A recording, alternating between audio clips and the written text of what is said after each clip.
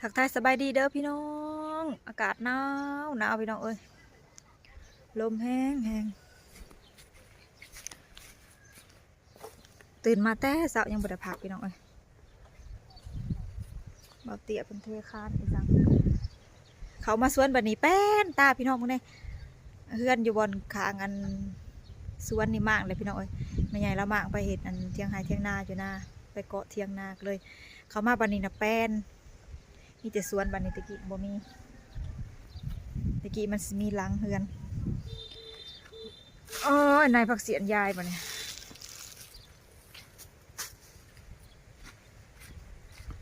นี่น้องไม้ใส่เบิ่งนี่บอนทามางออกแป้นพี่น้องเอ้ย พี่นางน้องไม้ก็จะยับสวนไปพุ่นยับสวนไปปลูกอยู่พุ่นเพราะว่าเอาออกแล้วมันกระแป้นนะ โอ้ย คือไอเนาะไอเลิฟยูบ่เนาะไอเลิฟยูนะไอเลิฟยู เขาหัวเขาสวนเขาหัวเขาสวนแล้วเขาก็สิไปเบิ่งอันที่บ่เตะเพิ่นเทคานหลุมไว้พี่น้องเอ้ย เททางหลุมมันไว้ก่อขึ้นเขาก็สิเอาดินเขา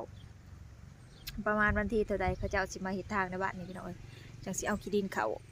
เอาจากเสียรถ ถมทางขางไว้เลยพี่น้องเอ้ยยามฝนนั่นมันอันน้ำท่วมโอ้ยจะเป็นว่าอย่างเด็กคันคอ น้ำท่วมพี่น้องเอ้ยยามฝนน่ะน้ำท่วมหลายทางขางนะแส่น้ำมันบ่มีอันรถมาจกขี้ดินนะมันเลยอันหาดินยากพี่น้องเอ้ยเพราะว่าปีนี้สิเฮ็ดทางเด้แม่บ้านเพิ่นเก็บเงินเฮ็ดต้นทางเฮาก็เลยมีโอกาสสิได้ขี้ดินพี่น้องเอ้ยเฮาก็เลยสิเอาขี้ดินถมที่ถมทางข้างเฮือนพี่น้องเอ้ยลมสองมื้อเลยพี่น้องเอ้ยลมแห้งวานนี่กับมื้อนี้ลมแท้ลมหว่าตอนนี้เฮากำเข้าสวนพี่น้องเอ้ยเก็บผักให้บ่เตี้ยสิไปเยี่ยมพ่อใหญ่สายันเพิ่นป่วยพี่น้องเอ้ยเพิ่นป่วยลูกเพิ่นโทรมาบอกว่าพ่อป่วยพ่อบ่สบายก็เลยไปจอบมื้อน่ะก็ไปพี่น้องเอ้ยมื้อน่ะก็ไปมื้อนี้มื้อที่2ออกมาก็เลยเข้ามาเก็บผักอันยังให้เพิ่นไปให้ลูกให้เต้าเราเฮ็ดอยู่เฮ็ดกินนั่นแหละเพราะว่าเขาบ่ได้ปลูกผักนะพี่น้องเขาเจ้าบ่ได้ปลูกคนเราก็อยู่ผู้เดียวเนาะลูกก็บ่ได้สู้อยู่ออกมาก็เลยเก็บให้เบาเตี้ยถือไปให้เขาเจ้าไปมื้อก่อนก็เบาเตี้ยซื้ออันน้ำกินไว้ให้พี่น้องเอ้ย10ปลายแพ็คบ่ซื้อไปให้อันเรากินนั่นแหละเราก็อยู่ผู้เดียวลูกก็ไปอยู่น้ำลูกน้ำเมียเนาะลูกสาวคนหนึ่งก็ไปอยู่ไทยพี่น้องแล้วก็อยู่ผู้เดียวเราเตี้ยก็เลยซื้อน้ำไว้ให้มื้อนะมื้อนี้ไปเจาะมื้อนี้ไปเจาะเบิกอีกมื้อนี้ไปซองเบิกอีกพี่น้องตะกี้เราก็เป็นคอนวอยอยู่ในวงดนตรีพี่น้องอยู่นำกันกับซุนน้องไม้ซุนเบาเตี้ยนี่แหละแต่อยู่วงใหญ่นำกันเราก็เป็นคอนวอยก็รู้จักกันมากันนับถือกันมากันหลายปีพี่น้องเอ้ยตอนนี้เพิ่นบ่สบายกะน้องไม้ให้เบาเตี้ยไปเจาะของเพิ่น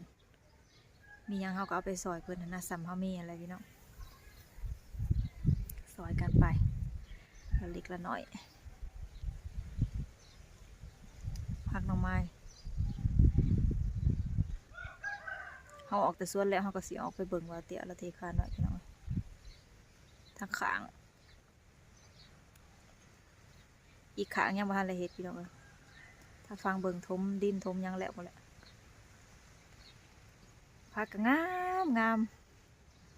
พี่น้องน้องไม้สิยับไปพูดยับไปปลูกทางนั้นยับไปบอนมากเฮือนออกพี่น้องบอนเฮือนเก่าเพราะว่าเขาปลูกงัวใส่มันก็สิงามหั่นดิพี่น้องเขาก็สิยับไปปลูกอยู่พุ่นตัวนี้เขาก็สิไว้นี่เขาก็สิปาเป็นเดินพี่น้องแป้นตาออกมาแล้วแจ้งจ้างป้างบัดนี้พี่น้องเพราะว่าหมากออกไปแล้วนะ2 มื้อ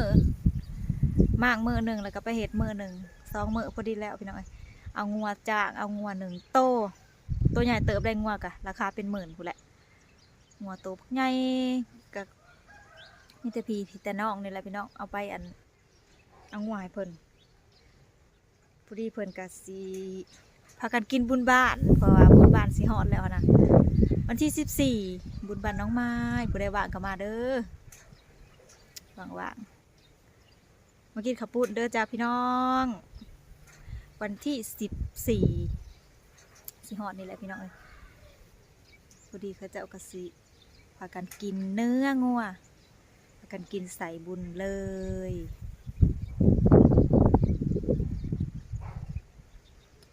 ไปเฮาก็สิไปเบิ่งเวียกเฮาต่อแป้นพี่น้องเอ้ยเข้ามาแล้วก็แป้นจ้างปางปะเนี่ยเมื่อกี้มันสิมีรังเฮือนบังอยู่เดี๋ยวนี้มันแป้นแล้วมาเอาไปแล้วกับแป้นเป็นเดินโล่งกว้างปะเนี่ยพี่น้องเอ้ยอันนั้นกระสอบเพื่องพ่อใหญ่ที่เราหยาดไว้รังนี่นะรังเฮือนเฟืองไว้ให้งัวกิน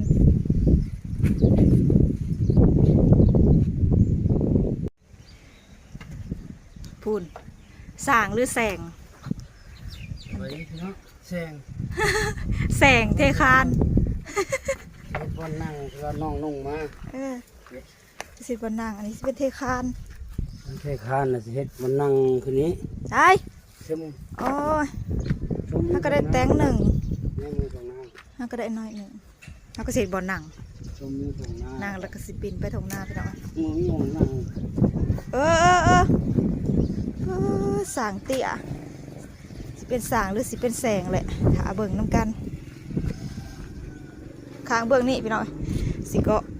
บริเกาะนะเขาสิเห็ดเทคานขึ้นมาแล้วก็เขาสิเห็ดบอลหนังซื่อเกาะขางนั่นแต่ว่ายังไม่ทันเห็ดไปหน่อยยังมีเงินมีคำเห็ดร้ายไปนะดอกเอาตัวนี้น้อยๆสักก่อนเทตัวนี้ไว้แล้วเราก็สิไปเคิงครัวจิไปเคิงเงินครัวแล้วก็สิตั้งเสาไว้พี่น้อง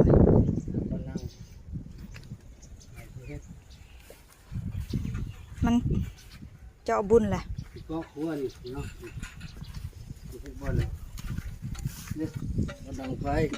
ไม่ยังอันนั้นนี่สิเกาะออกมานี่ต่อออกมานี่มงใส่ห้องน้ำจอดกันเทพื้นแล้วกันเกาะออกมา2 เสาบดได้ร้ายพี่น้อยน้อยหนึ่งห้อง1 3-4 เมตรได้บอกกว่าไว้จักเนาะสิเคิงไว้เคิงเสาตั้งเสาไว้เด้อค่ะมันเจาะบุญแล้วก็แล้วบุญเท่ากันจังสิได้เห็ดต่อจ่างสางฉางพ่อใหญ่กับน้องทรายเรากับพ่อ2 คน